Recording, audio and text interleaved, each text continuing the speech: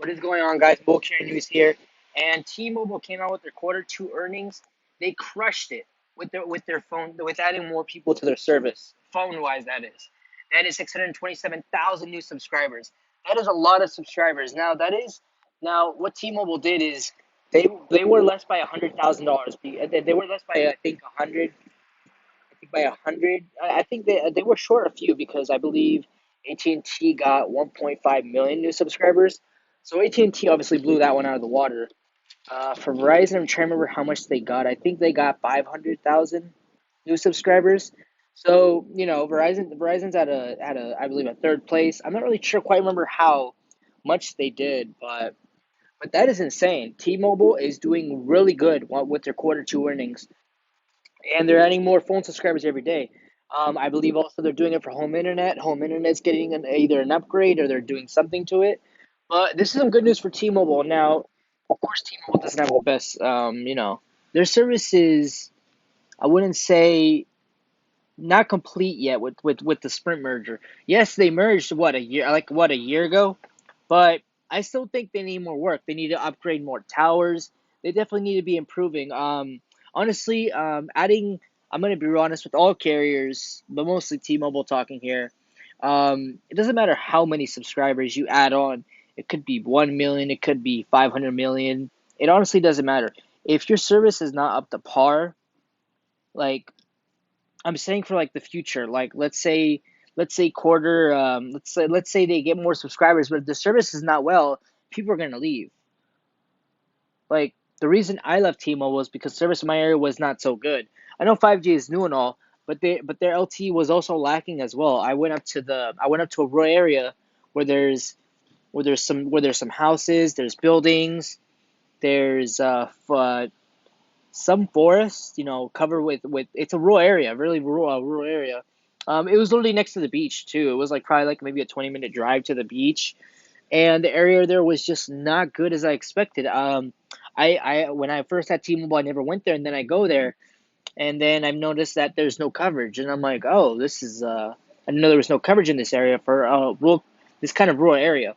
So there was no coverage, and I waited 6 months. I went back, still no coverage. I barely got 1 bar, so I started scratching my head and thinking, so is T-Mobile like lacking heavy on this? Because I went there the first time I signed up for T-Mobile. I went to that rural area, and then of no service. Of course, there was no service, and then I go back 6 months later, or 7 months actually, and then like it still has no signal.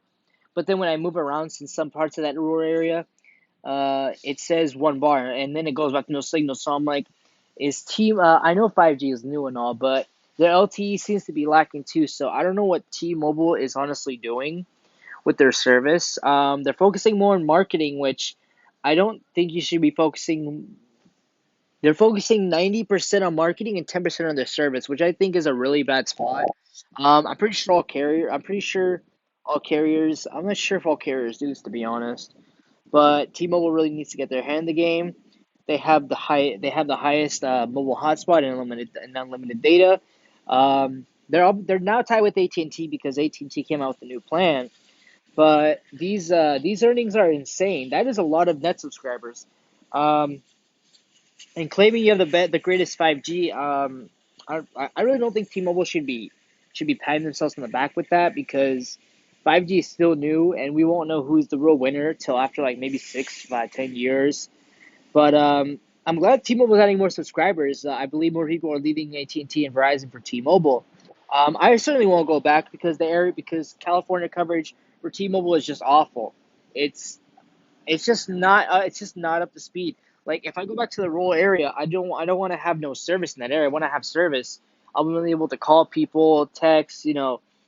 Um, was gonna say, oh, post this video too, because if I recorded a video and I was in that area, I couldn't be able to post anything because I have no service, or I'll have 1 bar of service and it just won't work. It'll fail, and it's just not up to par. T-Mobile needs to focus on network management, heavy network management, and they also need to focus on actually building their infrastructure. Their 2.5 gigahertz is pretty spectrum from Sprint is pretty impressive, but it's not as impressive enough. T-Mobile is also lacking investing on their company.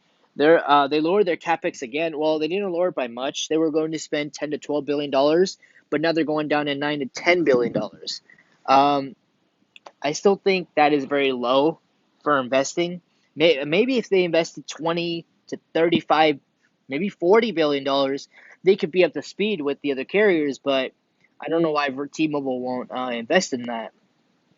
They will. They are. I am hearing from some people, not maybe from subscribers too, that their network is getting highly congested, like really congested. It's getting so bad to the point where people's service is just not up to par, and a lot of people are saying, "Oh, I'm switching to Verizon AT&T next." So I can understand and see why they would switch, but if T-Mobile keeps adding more subscribers for quarter 3 and 4, and the next quarters coming up in the future. That's great news. That is awesome.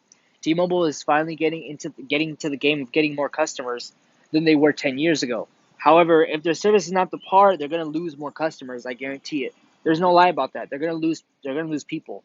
Unfortunately, they lost me as a customer because the area in California is just not good in just some areas, but it just depends. But I would rather have Verizon as my coverage here in California. Eventually, I'll move to a different state and see how Verizon deals with this. Also, AT&T and T-Mobile also subscribe to their service too. But so for the most part, T-Mobile's doing pretty good. They're adding more subscribers. They're building out their coverage. Not as much as people want to. I honestly wish they would. I don't know if T-Mobile is being cheap or they don't have the money for it. I did hear T-Mobile is good with debt. They're not much into debt. Verizon is very into debt right now, along with AT&T.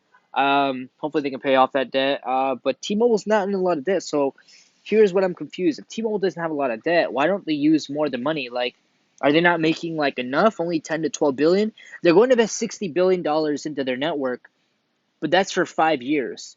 So for 5 years from now, they're only going to spend 12 billion at each year, which is going to total 60 billion, which I don't think is going to be enough to compete with the other carriers because AT&T and Verizon are investing over $10 billion.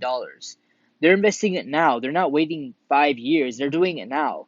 And of course, with that investment, everything is going to take time to improve the service, the network, the backhaul, the panels, new equipment. It's going to take some time. Remember, like LTE wasn't perfect till 10 years ago. So it's going to take time. But with T-Mobile's investing plan, and the and their growth in subscribers, they're gonna have an issue. They're gonna be put at a halt where their service is just gonna be it's not gonna be able to handle too much congestion. Heck, it's already an issue enough. Imagine the next few years when they're gonna have huge congestion. So what do you guys think about this? I'm glad they're building their net phone subscribers, but their service needs to be up to par. What do you guys think about this? Hope you guys enjoy this video. Like, comment, share, subscribe. I'll see you on the next video.